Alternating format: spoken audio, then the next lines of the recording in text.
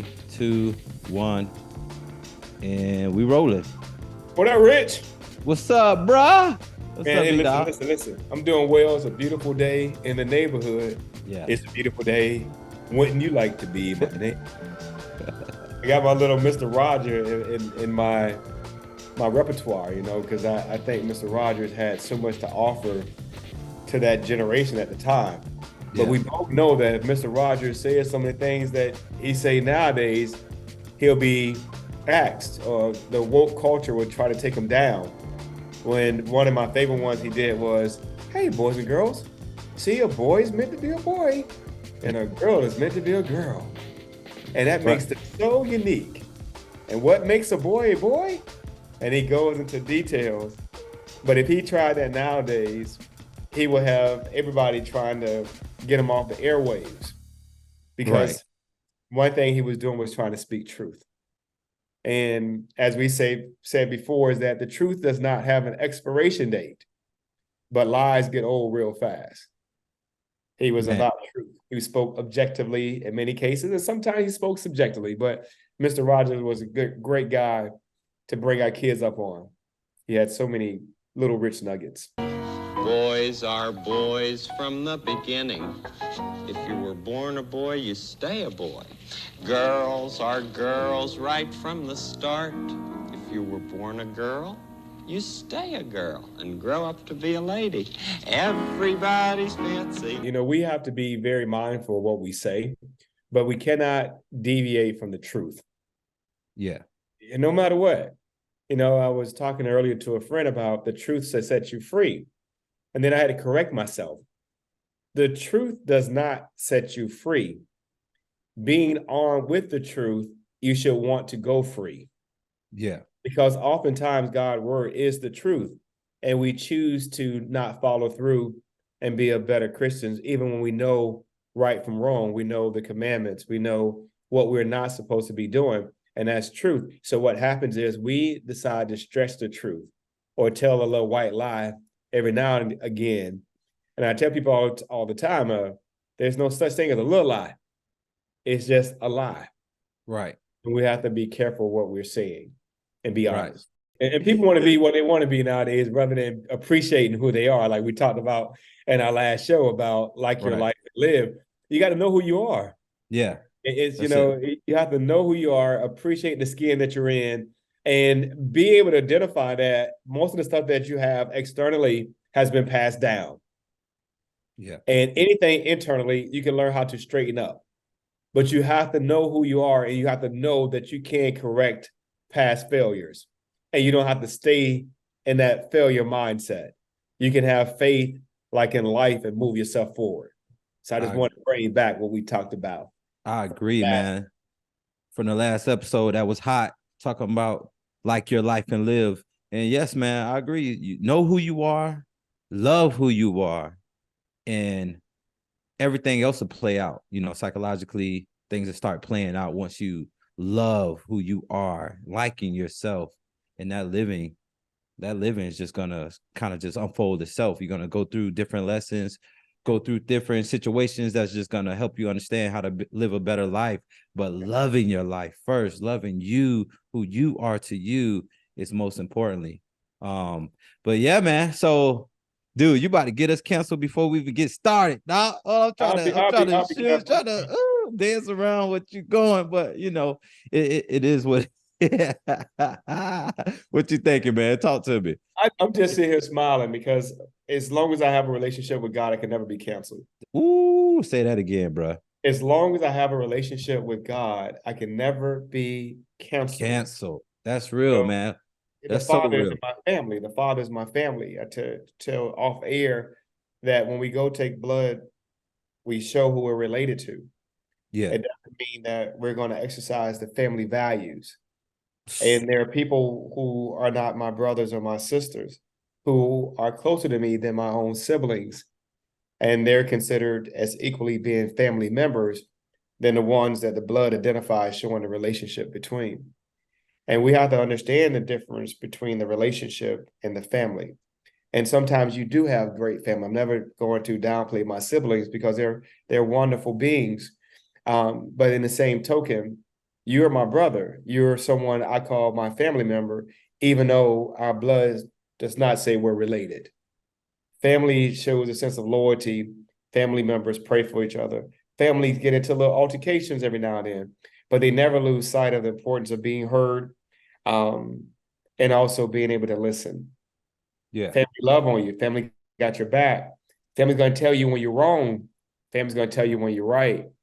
And that's what we need. We need stronger families, whether it's blood related families or non-blood related families. Family strengthens a lot in our lives, you know. So true, And that's man. what I wanted to say. Yeah. Yeah, it's that phrase, blood is thicker than water, but which one would you drink? I know I Yeah. won't be drinking no I blood. take me some water all day Take me long. some water, man. All day. So for sure, man. So hey, why I brought you on, bro, with me is to talk about the three dots. You might be like, three dots? What you talking about? I'm talking about those three vertical dots that's on your social media, three vertical or horizontal, whichever Okay. one your social media preference is. And you be like, what three dots you talking about, vertical and horizontal? I'm talking about the three dots. Once you tap it, it will give you the choice to say not interested. And what I'm alluding to with this is we gotta take hold of what we bringing in our eye gates, man. We gotta just be firm in what we putting in our minds, in our souls, and our spirits. We just gotta be on front, like ready to go for this battle. And it starts there. I believe once we start filtering out what we intake through social media by saying not interested to that, we'll start headed in the direction we're trying to go. You know, here's something that we should be asking ourselves: what's turning you on and what's turning you off? You know what I mean? And what's Yeah. turning me off is a lot of trash that I see on my algorithm, and I'm just trying to clean it up, bro. Yeah. But what I can say is that a lot of what you search is what winds up on your algorithm. Facts, facts. And, Yeah, yes and no, yes and no. yeah, Because yeah. yes, go ahead, Sometimes go ahead. someone can forward you something Yeah, and you click on one of those dots and you accept it. And now the computer, the algorithm think that that's what you enjoy, even though you clicked on what somebody sent you. yeah, You start to see all these advertisements that favors that one little document because you didn't know how to excuse yourself from a funny video that wasn't really funny, but we laugh about everything. So we got to be very careful even when someone forwards us things and decide whether or not I want to go forward with watching what someone sent to me. And that goes into knowing when to say yes and knowing when to say no. We have to do a better job with our no's. And we have to do a better job with our yes. Because I've been taught that indirectly, when you say yes to something, you're saying no to something else. mm, If I say yes to giving my undivided attention to this show, then I'm saying no to the opportunity to tutor with a student. So I have to make my yeses be felt, just like my no's are felt. that's good. That's good. Yes. Being disciplined. And to your point about when someone sends you something, yeah, because you do have friends. I have a couple people that send me some women, you know what I'm saying? Some women that's looking nice. And you look at it once, maybe look at it twice, but then now, like you said, the system is gonna pick up that, oh, that's what he like to see. He has friends that sending him that. Let's keep dressing up his homepage with a whole bunch of beautiful looking women that's half naked. And I don't know about you, man, but I'm at a point in life where I just want some wholesome content. I want more content that's leading me in the right direction, because the phrase that you hear a lot now is garbage in, garbage out. Yes. What you put in your mind, what you put in your heart, it has no other choice but to come out. You Yeah. know what I mean? Like, if I'm putting in fruits and vegetables in my body, naturally my body is going to show that this brother been eating pretty good, man. But if I'm just You picking take care out. of yourself. You're taking care of yourself. And that is so important to understand with the three dots. When you think about what you say out your mouth and what you put in your mouth is so important. It is no different than what you listen to, what you watch.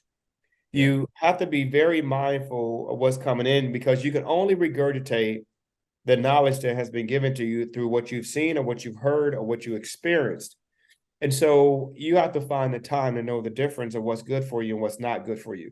You have to understand that there needs to be an opportunity that I'm studying the Word of God. I'm studying things that's going to enrich me so that this vessel could be used to help more people. But if I got junk coming in, then I can't help but have junk coming out.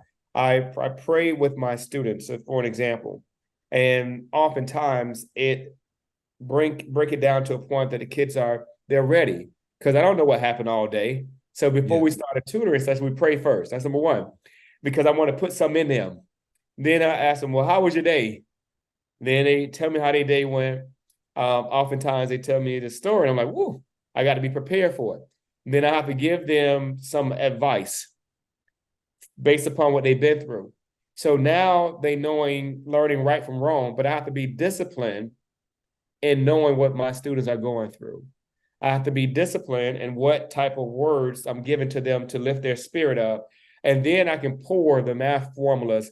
I can pour the 8 parts of speech inside of them. I can pour the experiences and the experiments and the science hypothesis. But I can't do that if their mind is being diluted with all this foolishness. Yeah. So I have to be careful. Or better yet, I didn't mean to say dilute, I mean to say polluted. Yeah.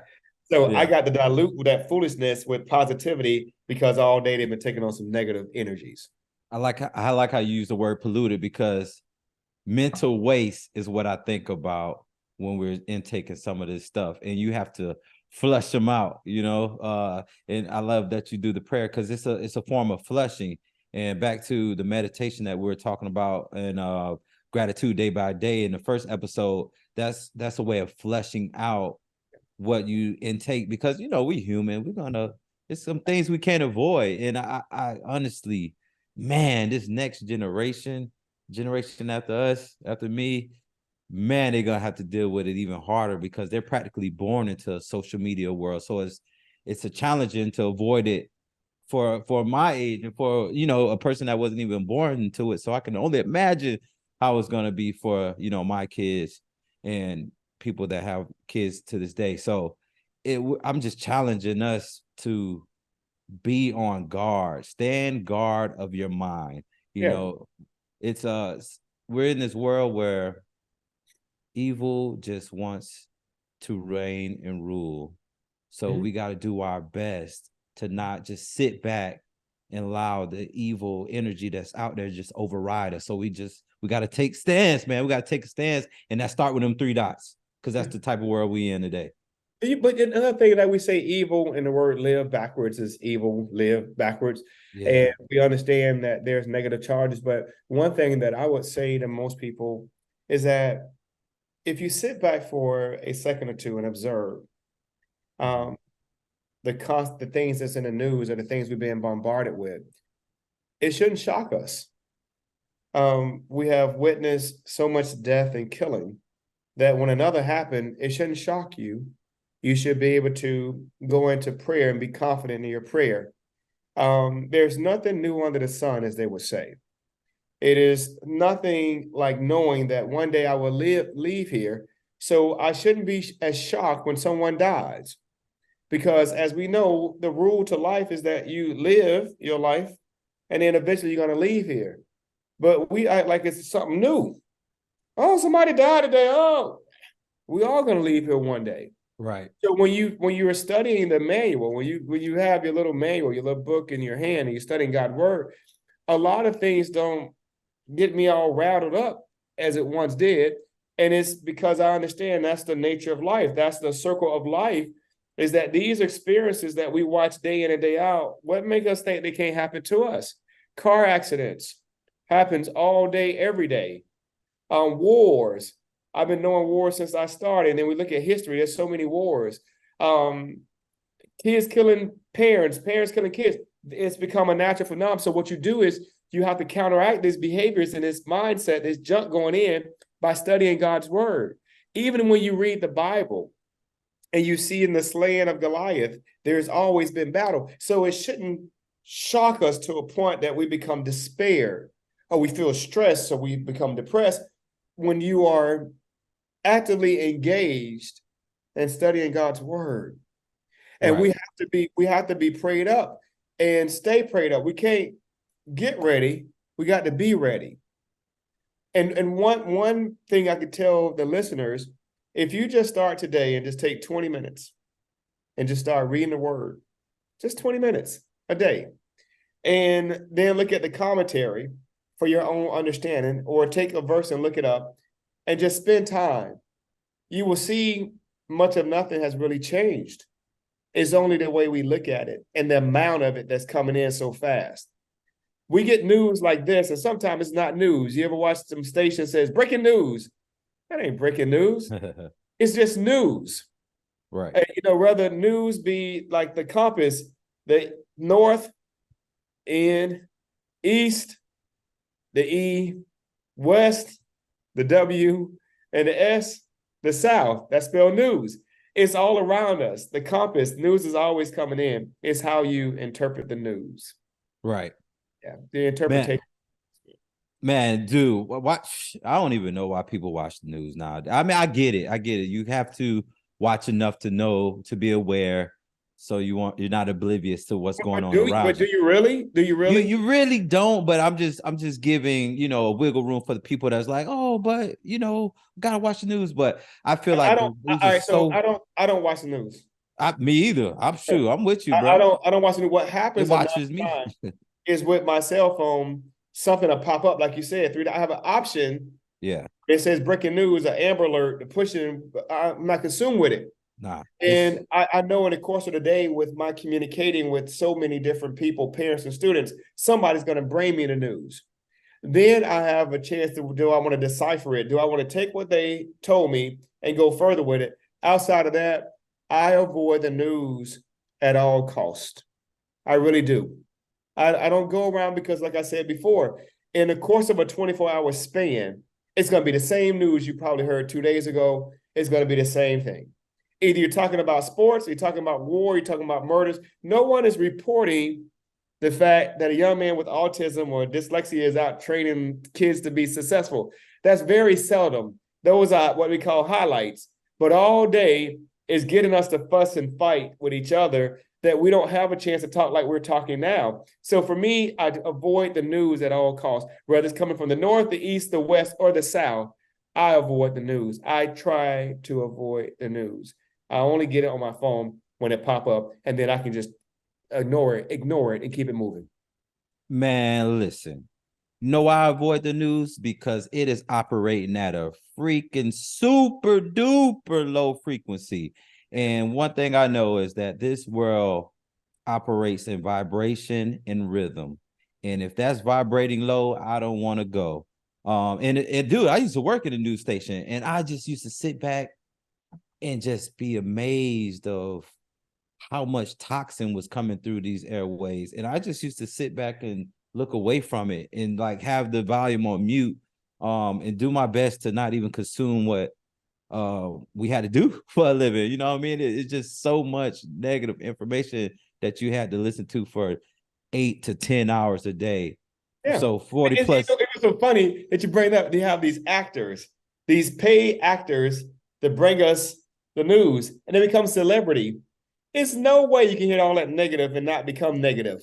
Man, listen. And then they sit there, and 1 minute they have a happy story. Hey, they perk up. There's a sad story. So I seen them firsthand when that red dot went off.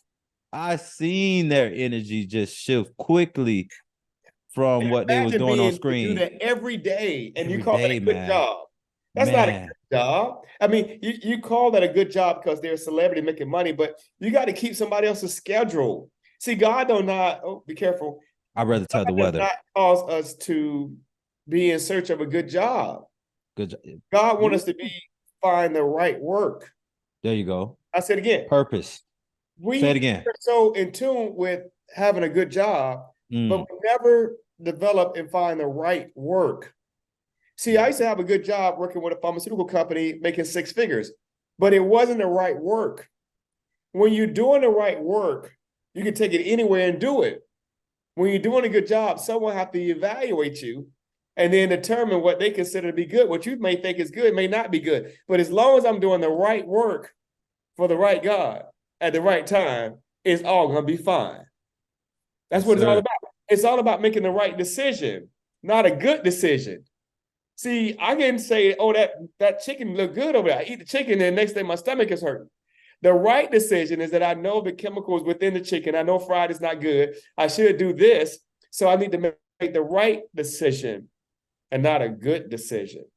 We're talking about decision making. So those three dots, is it the right time to push the wrong button? It's never the right time to do anything wrong. Man.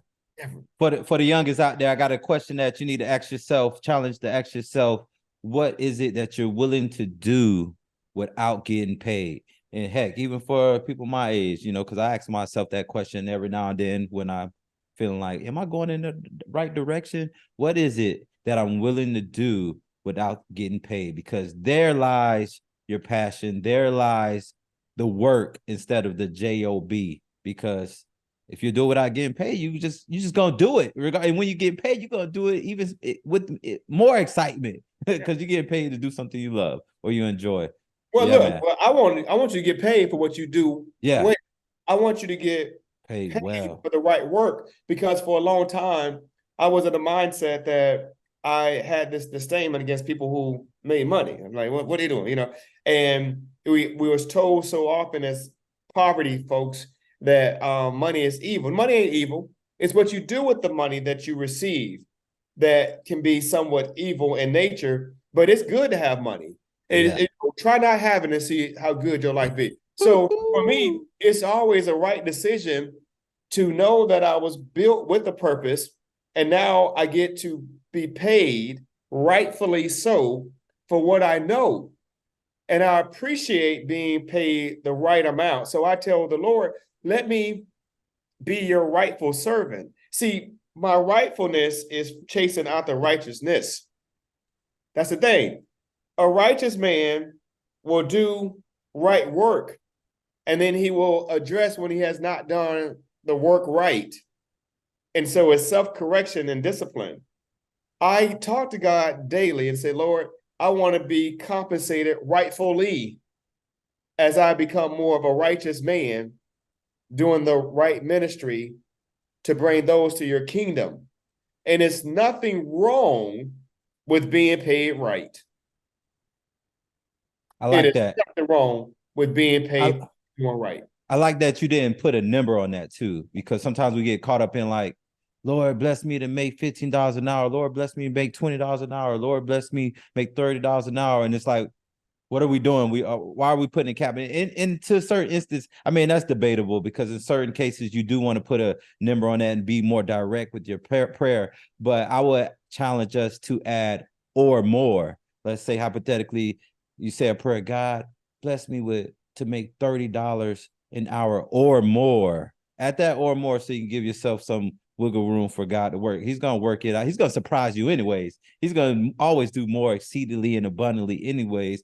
But we need to start challenging ourselves first to believe more and have more value towards who we are and what we're capable of. Because I dealt with that a lot when I was becoming into the work world and in my early 20s, always just settling for less, always doubting that I'm capable of earning more and just taking what honestly we talked about this offline where I got into a car payment and I used to just take a whole bunch of odd jobs just because I just felt like I needed it to pay off my car note rather than sitting back, not sitting back and chilling, but taking a step back to why don't you say take a step back, but taking a moment to calculate my steps, to have that peace so it can be calculated and I can navigate to my goals a lot faster. But man, a lot of these bills will put so much overhead on your situation to where you're just um rushing into your to different steps, not knowing that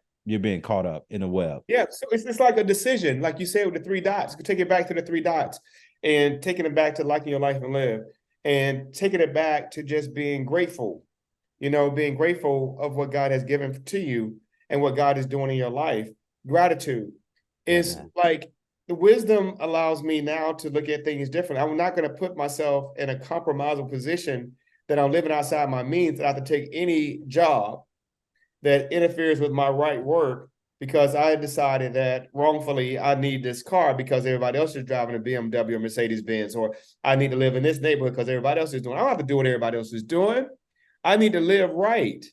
I know from right from wrong. It hurts when I see people trying, as we used to say, old school, keep up with the Jones, and they really can't.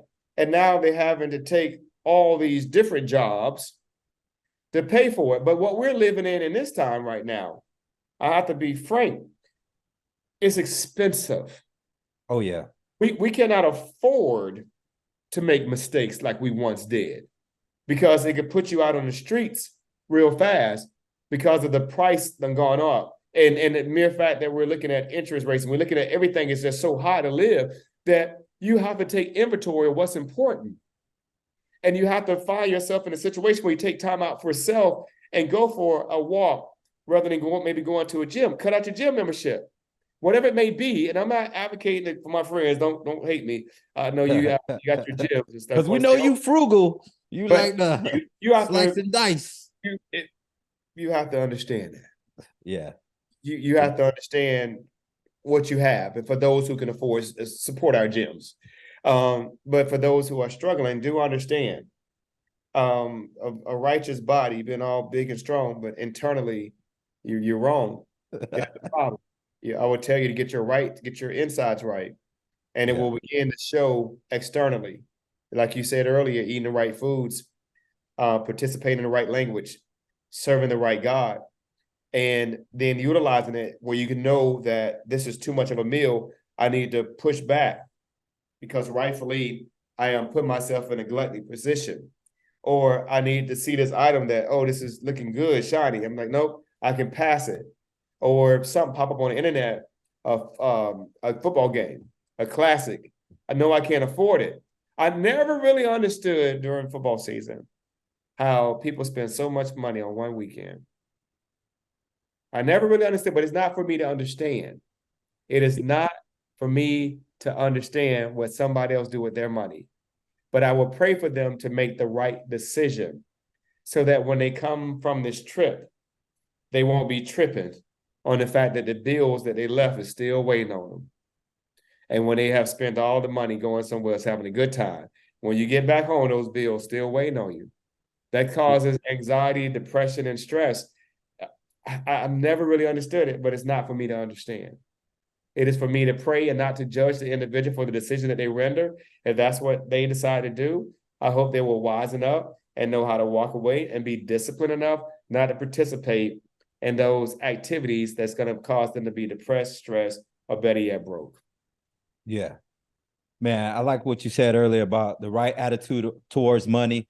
A lot of us, obviously include myself in the culture that we was raised up in, had that cliche, money is the root of all evil floating in our heads. So we just kind of kept ourselves to a certain standard because, can't make too much money because I'm gonna be evil. Or what's that other Poverty, scripture? I call it a poverty mentality. Poverty mentality. Yeah, And I just brought that back up to bring up a passage that I shared with you before. That's from a book called the book is called The Power of the Subconscious Mind by Joseph Murphy. That book's so fire. Woo, man, Say it listen. one time, say it again. The Power of the Subconscious Mind by Joseph Murphy, man. That book is so good, bro. So the passage goes a little bit something like this. It's reading from my phone. The right attitude towards money. I like money. I love it. I use it wisely, constructively, and judiciously. Money is constantly circulating in my life. I release it with joy, and it returns to me multiplied in wonderful ways. It is good and very good. Money flows to me in avalanches of abundance. I use it for good only, and I am grateful for my good and for the riches of my mind. Yeah, man, that's something. That's beautiful. I think is what makes it so beautiful is the fact that we can engage as men talking about book reading. Yeah, man. I've never sat down and was reading a book and an avatar scroll across my book. I never actually decided to push two dots to turn the page. I just turned the page. And I think that profoundly enough, if we backed away from the social media component piece and spend more time reading, that we can learn a lot. And it takes a lot of the temptation as long as we're reading good stuff. You brought up one of your good books, and so I'm scrolling along, and one of my Yeah. favorite books now is The Game of Life and How to Play It. Woo. Horns, Shinn. It's such a powerful book written in the early 1900s Yeah. and very relative to what's going on right now. I can relate to it like the blood of my brother. We are related by blood. I can Mhm. relate to what is being said because before reading this book, I was filled with judgment, resentment. And then I started reading the book. I was like, man, this book is heavy, where I can see divinity in someone. Even Mm. if they're wrong, I can still see divinity in them without judgment. I can see myself in other people. I could put myself in that person's shoes, even in their sinful nature, and say, that could be me. And so now Right. I look at people differently. Yeah, That's man. in That's the matter good. of spending time with that book rather than clicking on the next link and scrolling. Everybody want to scroll. I don't care about that. I'll pick up a good book Or like listen this to one. particular book and just listen to it. And it brings so much gain of life. And it teaches me how to play it in the scripture base. It talks about Yeah, what they would do. I love when they can relate it back. It talks about the 12 disciples and what they went through. It's like, whoa, like what? This happened? Like the disciples was this? So God ain't wrong with no punks. right. So the relationship with Jesus ain't wrong with no punks is so interesting because right there in the good book. And so I match up the book that I'm reading right content, with Yeah. my Bible. And they should go hand in hand. Right, I'm right, not right. filling my mind up with junk novels. I'm not doing it. I'm not sitting around watching junk television. I am The, filling my spirit rightfully, as a righteous man should do, to learn more about how to improve on me without judging you or yeah. someone else. That's not my role. I'm done with that. And I wish I would have found this book, The Game of Life and How to Play It by Florence, a long time ago, because now I'm catching myself when I'm becoming a little negative. When I lower my frequency to go down low to try to mash someone rather than trying to raise another man's frequency, then I'm losing. Right, So I find myself when I become low, I remind myself that change your frequency, change your right. station, say something nice, don't be judgmental. And boy, it has really impacted my whole spirit now that my frequency is changing. Yeah, man. Chasing money and chasing the Joneses is like chasing a butterfly. You will ever be eluded by it. You will never be able to catch it because it's a illusion or eluding you in a place where you can't even keep up with it. And I say keeping up with the Joneses, man, that you okay, you say you caught up with the Joneses. Now the name changed to the Jamesons, and then the Johnsons, and then the names just always changing. You're always gonna want to keep up with someone. So the best bet is to keep up with yourself, like you just said, before you keep up with anyone else. Mm-hmm. Yeah, man. It was something that I wanted to talk about, which was you said something earlier and it made me think of the book Ecclesiastic, how a lot of time we're chasing after certain things, and all of this stuff is meaningless, bro. That's it's hard to chew, but honestly that's what brings me peace and brings me joy. It's like, dude, okay, all this is meaningless at the end of the day. And one day we're going back to where we were. The spirit never dies. Energy never dies. It's scientifically known that energy never dies. So it's safe to say the spirit never dies. And I am a spirit in this body. So that means I was once with God before. People like to say, man, that was a deja vu. Man, I felt like I've been here before. Guess what? Because you did. You know why Yeah. you did? Because this spirit never died. So I like to think that we were, we've always kind of been here because we've known about this place before. And I can say this theory for another podcast, but man, real quick, I would just say that I feel like we're spirits put in this bodily flesh to be tested out again for the second coming. But I'll leave that alone. It's so funny you bring that subject up of being here before, and I'm of a different perspective and the science realm research and just looking at what is self. And we always say, love thyself, know thyself, and blah, blah, blah, right? With self. And I was sitting, laying in the bed. I just got through meditating, and I had my HZ up to 963 and letting that pineal gland take over and just sitting there for about 20 minutes in total silence, not thinking about nothing, not doing anything. And something had hit me. And it's like, you're just yourself that you're talking to is simply your ancestors. What do you mean? What do you mean? Because I started looking at who am I? I'm my father's son. Who was my father? His father's son. And who was that? And so everything that shaped my nose, my eyes, my face came from them. So who's helping me with these decisions? Self. And so when I take the beauty of the self inside of them and I utilize it for the kingdom, then who am I talking to? I'm talking to those who have begotten me, who helped create me, and they're living through me. Because when someone see you, they always say, you look just like your daddy, boy. You look just like your daddy, boy. You look like your granddaddy, boy. Everybody who's been around long enough to know who you look like will remind you of it. And so do you not think that some of the characteristics, the things that you've been taught does not come out? Right. And it forces you to understand that self. Where is this coming from? Yeah. Where they talk about generational curses all the time, but there's also generational blessings. Ooh. I mean that there's for generational real. blessings, but we spend so much time focusing on the negative rather than focusing on the positive things that our folks have put inside of us, like how to be a survivor. Yeah. You chase our history of what we've been through, but one thing we have done well is how to survive. Yeah. But we never give ourselves credit for being survivors because we always concentrate on what somebody else done to us. And so when you really look at yourself and know where you come from, and you appreciate that you was created out of greatness, and when you start to think about that you were the fastest swimmer or springer and you won, you came in as victorious. And so you can talk to yourself every now and again and tell yourself how good and how appreciative you are of self for making the good decisions, because you're strong, because your strength comes from God, but your strength also comes from those who created you. Yeah. Self, positive self-talk.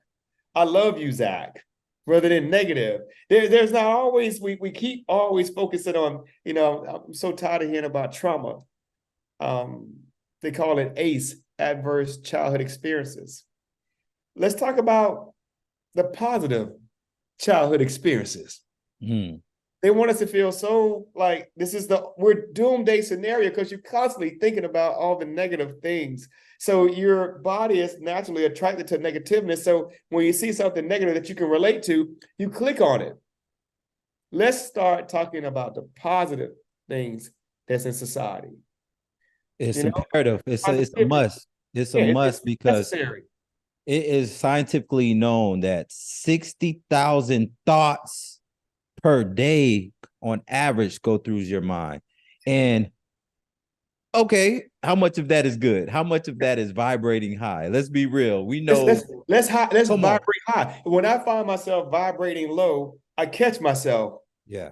Heard me say, I catch myself. Yep. Because self is allowing me to do this, because self allows you to say and do things. So I have to stop. And I want people to try this. Take a nice breath through your nose. Slowly release it. Yeah. Let go of the negative vibes and inhale the positiveness.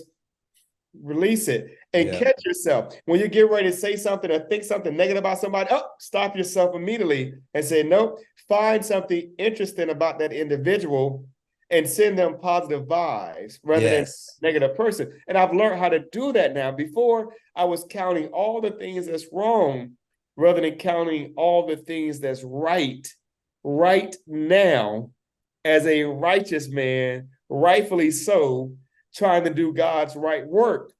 And my life became more fulfilling. So when I saw a person that I once envied, I'm like, no, good for him. Good for him. Or somebody who I gave something to and now they don't talk to me. I don't get mad about what they not talking to me. I just say, wow, I'm so glad for them. I'm so glad that I was able to contribute to their success rather than being mad at them for being successful. See, that takes on a whole different mindset. When I'm very thankful for the people that I work with and their success, rather than being envy that they don't come around no more. Maybe my frequency is too high for them to come around. Maybe Right. uncomfortable being around me. And Yeah. that's okay, but I should never be envious or jealous of another man's success, especially when I know I have contributed to the success, rather than sitting back wondering why they don't talk to me no more. Be thankful because I have more great works to do, more right work to do. And if I was able to help them become successful, then I can keep on this mission of helping others be successful rather than being envious that they have moved on. And that's what I know to be true now. I make good decisions.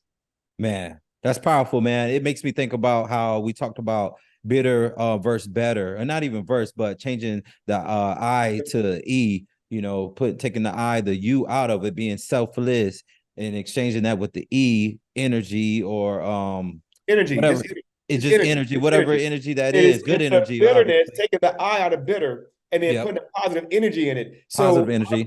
I want to be better. Yeah. I want everyone around me Me. to be better. Facts. The only way I get better is when I want better for others. Yeah. Because if I'm around a bunch of people who's doing better, then that means I'm doing better. But if I'm around people who's always bitter, that means I'm bitter.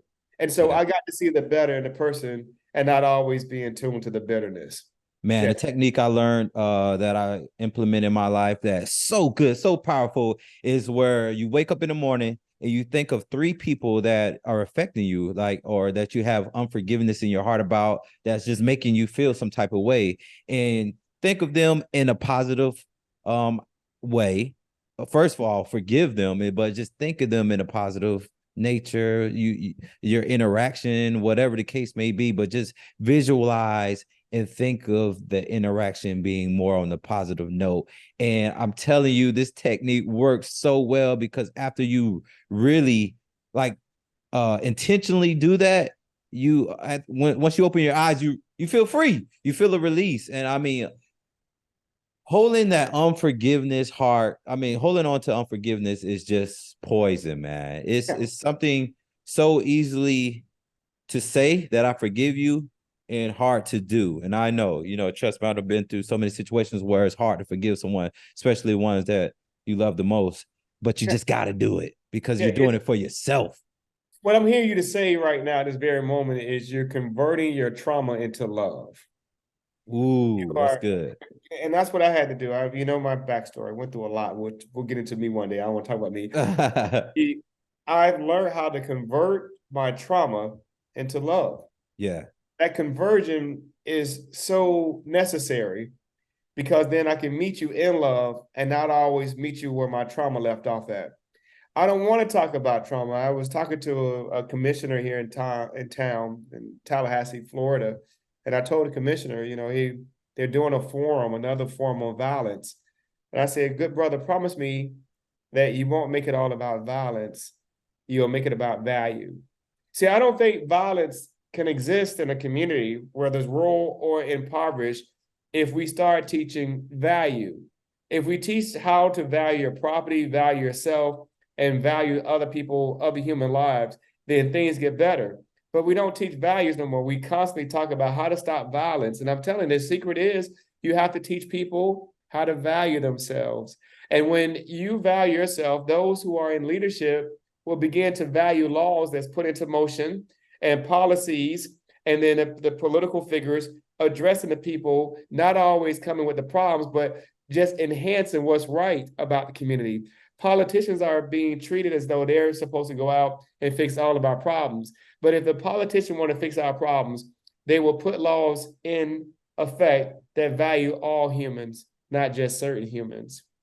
And so violence will always be with us because it's a low hanging fruit and it's a low vibration. And so, but you got to raise above it and insert value and stop talking about violence so much and watch how communities change. I became a less violent man when I started having values. It Yeah. wasn't a position of a grant or what somebody said. It was me having a value statement.